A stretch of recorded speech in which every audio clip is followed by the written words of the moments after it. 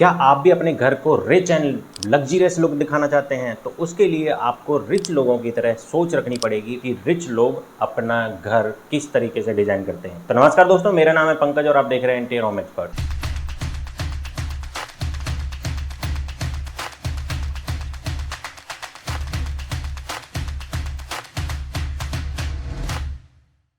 तो रिच लोगों की माइंडसेट क्या होता है? वो कभी भी दीवारों को नहीं भरते हैं। वो अपनी दीवारों को बहुत सिंपल सिंपल रखते हैं और उसके ऊपर डेकोर के आइटम्स लगाते हैं, ना कि वॉल पेनलिंग करेंगे, दुनिया भर की बहुत सारी चीजें कर देंगे। ये सिर्फ ऐसा माइंडसेट है कि मिडिल क्लास होगा या फिर अपर मिडिल क्लास फैमिली होगी तो वो क्या करेगी, अपने दीवारों को इतना भर देगी, इतना पैसा लगा देगी, जो कि आपके 5 साल या 10 साल बाद वैसे भी खराब होने हैं, क्योंकि चीजें आउट ऑफ द ट्रेंड चला जाएगा और फिर आपको वही चीजें बहुत नॉर्मल लगने लगेगी।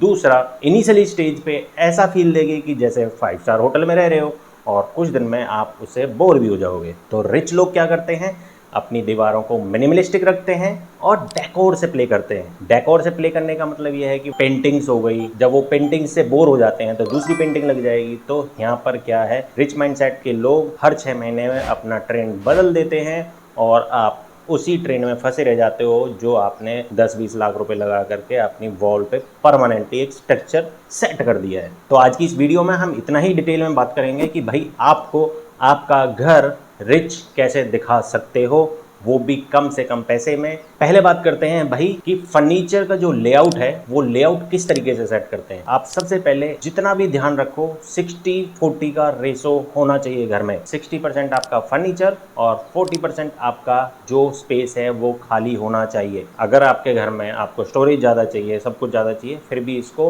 उल्टा कर सकते हो, पर लेकिन इसको ज़्यादा मत कर देना।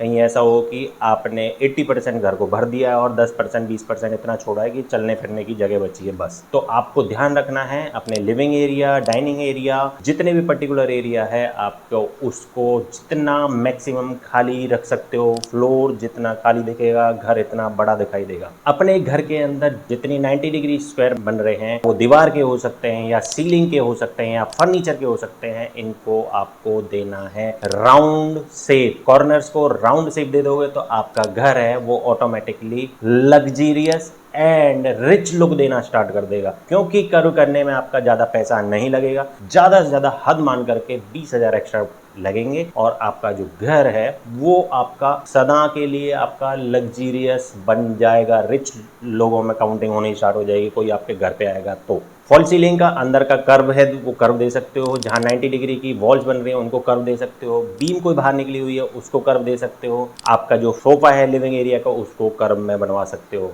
राउंड नहीं करवाना है, पूरा राउंड नहीं करवाना, कर्व करवाना है। कहीं पर भी जो टाइल्स लगी हैं आपकी फ्लोर पे हो या फिर बैल्कनी में हो या बाथरूम्स के अंदर हो या वॉल्स पे हो, कहीं पर भी आपकी जितनी भी टाइल्स लगी हैं उसके अंदर जॉइंट विजिबल ना रहे, जॉइंट लेस टाइल लगे। हो सके तो पैटर्न वाली टाइल्स, जो ज़्यादा पैटर्न वाली है वो नहीं लेनी, कम पैटर्न, लाइटर शेड होना चाहिए। जैसे कि व्हाइट एंड ग्रे का कॉम्बिनेशन आता है, उसमें जो ग्रे है, ग्रे पैटर्न काफ़ी हल्का रहता है और वो पैटर्न है जो एक दूसरे से, एक टाइल से दूसरी टाइल में मर्ज होकर के कंटिन्यूटी दिखाता है, जिसकी वजह से आपका जो फ्लोर है वो दूर तक कंटिन्यूटी दिखाता है और आपका जो ऑफ सेक्शन है वो रुकता नहीं है और दूर तक दिखती है चीजें। इससे फायदा ये होता है आपका जो पर्टिकुलर फ्लोर है बहुत बड़ा बड़ा दिखाई देता है। इंटीरियर में आपको छोटी छोटी चीजों पे ध्यान रखना है, बड़ी चीजों पे तो हर किसी का ध्यान चला जाता है। जैसे फॉर एग्जांपल स्विच सॉकेट्स का जो फेस प्लेट है वो आपको किस तरीके की लेनी है, वो आपको हर दम जो डोर्स के हैंडल होने वाले हैं जिस कलर के वो हैं, अगर उस तरीके के आपने स्विच सॉकेट लगवा दिए तो आपका जो घर का फील है वो वाव फैक्टर देने वाला है। तो इस टिप को जरूर ध्यान रखना और इस चीज को मुझे कमेंट जरूर करना कि आपने इसको इस्तेमाल करने के बाद आपका घर का लुक एंड फील कैसा आया है। आपको कर्टन्स कैसे लेने चाहिए, आपको कर्टन्स हरदम लाइटर शेड के ही रखने हैं, डार्कर शेड के नहीं रखने हैं। उसका रीजन ये है कि अगर आपने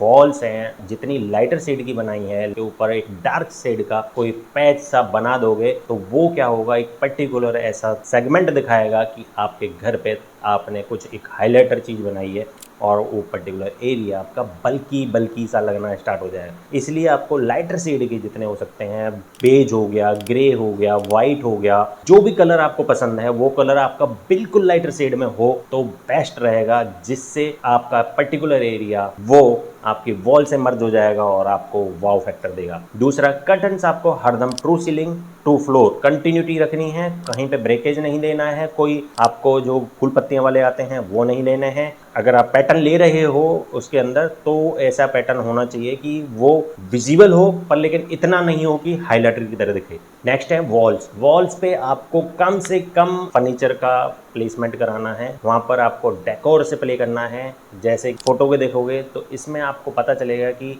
एक तरफ हमने रैंडम्स लगाए हैं और एक तरफ हमने स्लीक प्रोफाइल और इस सब तरीके के लगाए हैं, तो आपको लग्जरियस कौन सा लग रहा है। ऐसा भी नहीं है मेरे कहने से आप ये काम करना स्टार्ट कर दो और आप अपने डिजाइनर को हायर ही ना करो कि भाई आप तो हम खुद ही कर लेंगे, ऐसा भी नहीं है। इंटीरियर डिजाइनर से आप अपने पर्टिकुलर एरिया का डिजाइन जरूर करवाइए। देखिए आपके घर में 20-25 लाख रुपए लगने वाले हैं, अगर आप उसको 40-50 1 लाख रुपए दे दोगे तो वो आपको पहले से बता देगा कि भाई आपका जो घर है इस तरीके से बन के दिखने वाला है। अगर आपका ऐसा कोई करने वाला नहीं है तो आप हमें संपर्क कर सकते हैं, हम आपको आपका घर का डिजाइन भी करके देंगे।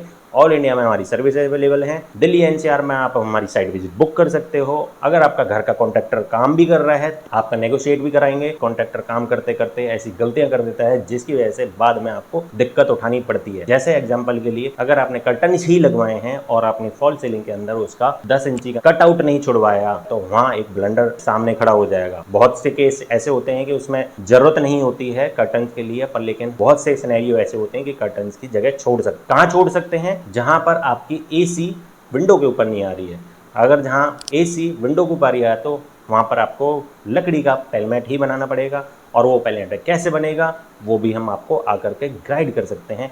इतनी सारी डिटेलिंग होती है, बहुत सारी चीज़ें होती हैं, आपको साइड पे सुपरविजन की सख्त ज़रूरत होती है। डिज़ाइन तो आप भी खुद से अच्छा बना लोगे, पर लेकिन आप साइड पे सुपरवाइजर इंजीनियर कुछ ऐसा होगा जो कि प्रैक्टिकलिटी में आपके डिज़ाइन को देख करके साइड पे इम्प्लीमेंट कराए और आपके घर को लग्जीरियस जो चाहते हैं आप ड्रीम होम वो बनवा करके दे। इसी चीज़ों के लिए आप हमें संपर्क कर सकते हैं और हमें कॉल कर सकते हैं दिए गए नंबर पे, और हमारा फॉर्म भी फिल कर सकते हैं जिससे हमारी टीम आपको संपर्क कर लेगी और हो सकता है कि साइट विजिट पे मैं भी आ जाऊं। तो अब इसके अंदर मैं आपको थोड़ा सा डिटेल में ये बता देता हूं कि काम किस किस स्टेप्स में स्टार्ट होता है और एंड कैसे होता है, क्योंकि अक्सर कॉन्ट्रैक्टर ऊपर नीचे काम कर देते हैं। सीलिंग का काम करना था और पहले हमने टाइल लगा दी तो ऊपर से कुछ ना कुछ गिरने के बाद आपकी टाइल्स डैमेज होने ही वाली हैं। तो मैं एक प्रोसेस चार्ट बना करके एक्सप्लेन करके बता देता हूं कि आपको स्टेप बाय स्टेप आपका घर का काम किस तरीके से कराना चाहिए, ताकि आप चार्ट ले करके आप अपने कॉन्ट्रैक्टर को समझा सको कि भाई इस स्टेप में काम करना, नहीं तो मेरे नुकसान होने के चांसेस हैं। पहले प्रोसेस में हम पहले डिमोलिशन होगा, डिमोलिशन होने के बाद मलबा बाहर जाएगा। पहले होगा वाटरप्रूफिंग का काम फ्लोर के ऊपर, फिर उसके ऊपर पाइप रखे जाएंगे ग्रे वाले। अगर आप इसकी चेकलिस्ट चाहते हो कि इस तरीके का प्रोसेस है जो बाथरूम का रेनोवेशन है या हुआ, तो आप मुझे कमेंट में चेकलिस्ट बोलना, मैं लिंक प्रोवाइड कर दूंगा। कमेंट जरूर करना, लिंक उसी को मिलेगा जो हमें सब्सक्राइब करके रखेगा। तो डिमोलिशन हो गया, वाटरप्रूफिंग हो गई, फिर सिविल वर्क स्टार्ट हो जाता है, प्लम्बिंग साथ में स्टार्ट हो जाती है, इलेक्ट्रिकल साथ में स्टार्ट हो जाता है। जैसे ही इलेक्ट्रिकल खत्म होता है, पीओपी की फॉल सीलिंग तुरंत के तुरंत स्टार्ट हो जाता है। फिर नेक्स्ट सेकंड फेज स्टार्ट होता है जिसमें हम टाइलिंग स्टार्ट कर देनी चाहिए। तो टाइलिंग होने के बाद में वॉल की जो पीओपी पनिंग होती है वो स्टार्ट हो जाती है। उसके साथ में अगर हमारी फॉल सीलिंग सूख गई है तो लाइट कटिंग हो जाती है सीलिंग के अंदर। लाइट कटिंग होने के बाद हम एक कोट पेंट मार देते हैं सभी वॉल्स पे और सीलिंग पे। उसके बाद में थर्ड फेज स्टार्ट होता है फर्नीचर वाला, जिसमें हमारा फिक्स फर्नीचर लगता है जो फैक्ट्री फिनिश होकर के मटेरियल आता है, जैसे कि TV unit, wardrobe, vanity, kitchen. Fourth phase होता है जिसमें हम डीप क्लीनिंग करते हैं, डेकोर के आइटम लगाते हैं जैसे कि कर्टन्स, वॉल की बहुत सारी चीजें आ जाती हैं। ये कुछ एक सिंपल सा प्रोसेस था जिसको आप अपनाने के बाद में आप अपने घर को एक लग्जरियस फील दे सकते हैं। और ये वीडियो आपको कैसी लगी कमेंट जरूर करना। जिसका कमेंट पहला होगा उसे हम अपनी डिजाइनिंग में 50% का डिस्काउंट, जो जैसे जैसे स्टेप बाय कमेंट आते रहेंगे वैसे ही उनका डिस्काउंट कम होता रहेगा। 2 महीने तक ये मैं पूरा डिस्काउंट रखूंगा और कमेंट जरूर करते रहना।